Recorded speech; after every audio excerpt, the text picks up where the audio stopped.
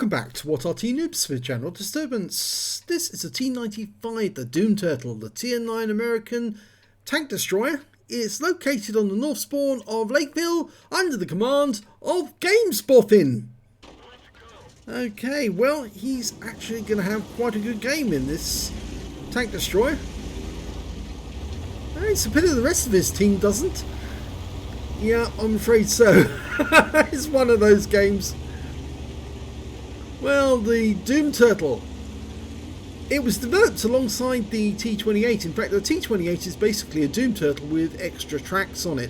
And if you want to have a look at the video by Sophie Line on her channel, she fully explains how it was developed and how it came to being. In fact, Sophie's been putting up a lot of very interesting videos recently, some of which show the promotional videos made by the US Army for their machinery and also some of their other accoutrements. Well, first shot is an IS-3 bouncing around off the hull. Not really surprising. Oh, now that was an Arty round. And that was a direct hit as well. You can see where it actually impacted directly on the track area, but it was a penetration. Or at least I think it was a penetration. It certainly looks like it. It might not be a penetration actually. Just might have damaged one of the, or took out one of the loaders, which means he's had to burn his first aid kit straight away. And the reason for that is he's got a 155mm gun as his main armament, which has got 750 alpha, penetration of 276 with standard ammo, and he doesn't carry any premium in this vehicle at all. In fact, GameSpoffin, who has various other guises, doesn't use premium ammo. He said, if I can get it done with standard ammo, why should I load premium? Which is quite a good idea to have, but it's very difficult to play this game without premium. And that IS-3 is about to die if this round hits him. Yeah, there you go. His game was rather short and not so interesting.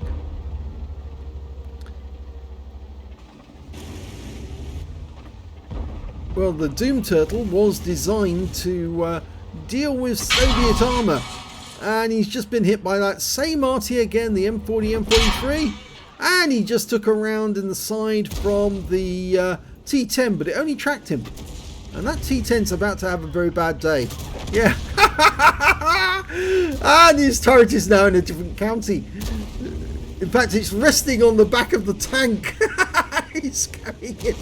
He's carrying it on his back. He's just blocked a shot from the IS. The IS is, well, I know, understandably, he's pulling away. He's terrified that he's next. And he's right. That's the end of his game.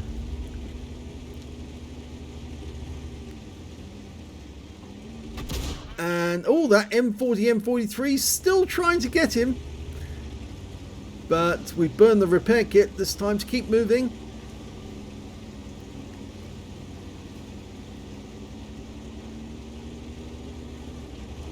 It's all looking rather good so far, isn't it? Yep, the enemy tanks are falling, but it's actually fairly an even score, 5 each at the moment. And, well, I think that GameSpoffin is looking forward to meeting that M40, M43 as he disappears into the distance, saying, I'm not hanging around here or waiting for the T95 to greet me. No, he's running away, which is quite understandable. But GameSpoffin's looking to see if can he get a shot? Yes, he can. And the M40, M43 is no more. Yep, he left it too late to go, you see.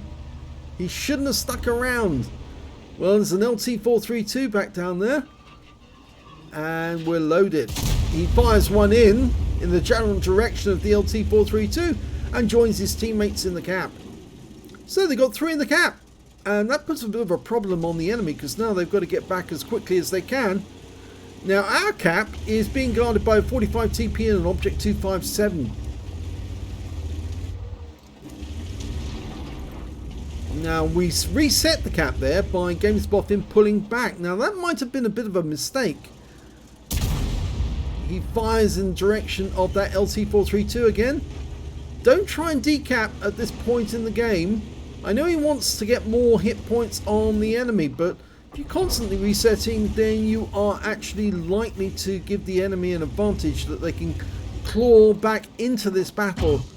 And large numbers of them are now returning, including their Doom Turtle, who's just about to come around the corner and give that IS-3-2 a rather interesting moment.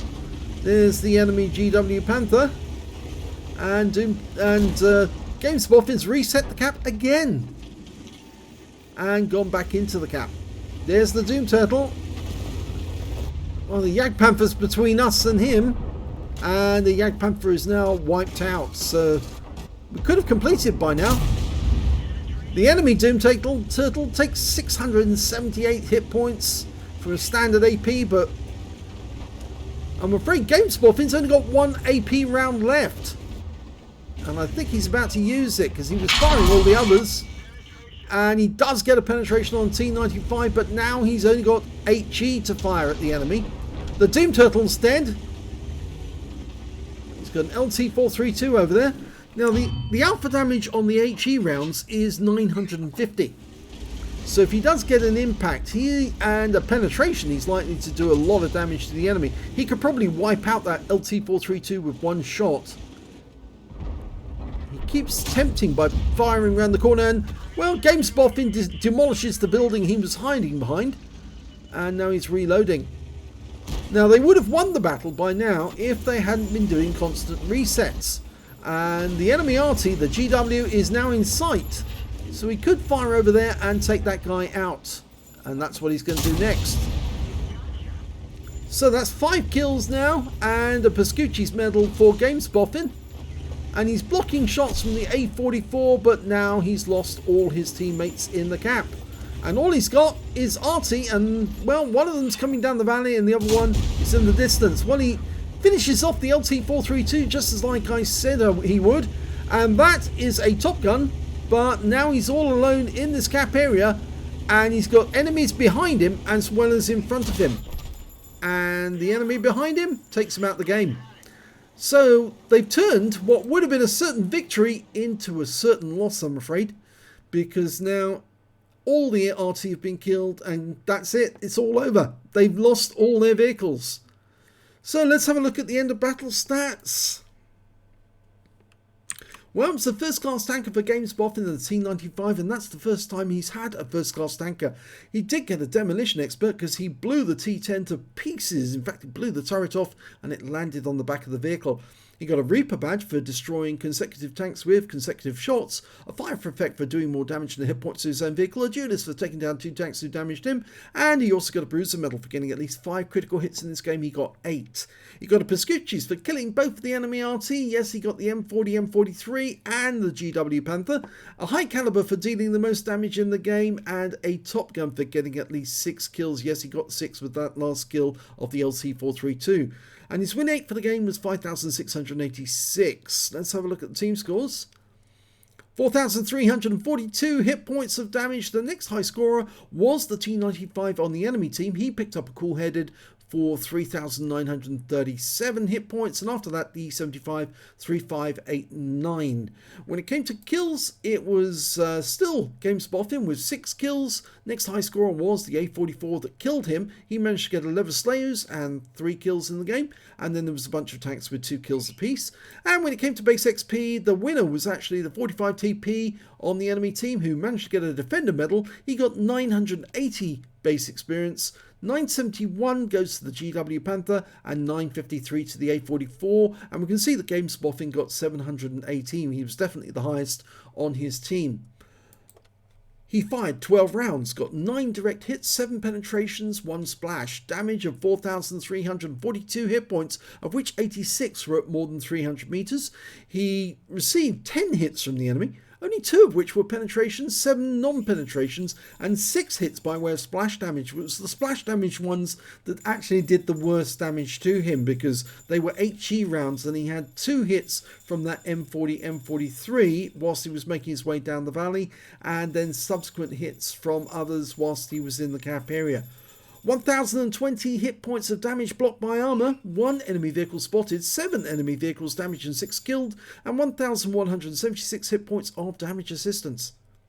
On a premium count, he earned 56,520 credits, and he got 5,588 credits for courageous resistance, so his total came to 62,108.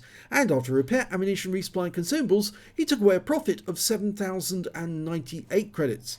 He got 28 bonds from the game, and he also picked up 1,077 XP, 606 for courageous resistance, took away 1,683 altogether. But what can he take away but a lesson? Don't leave the cap.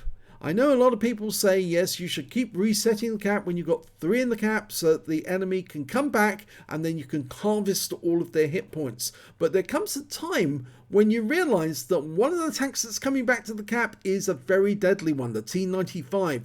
And you can see it on the minimap. And at that point, all 3 of them should have just sat in the cap and just sat there and capped out.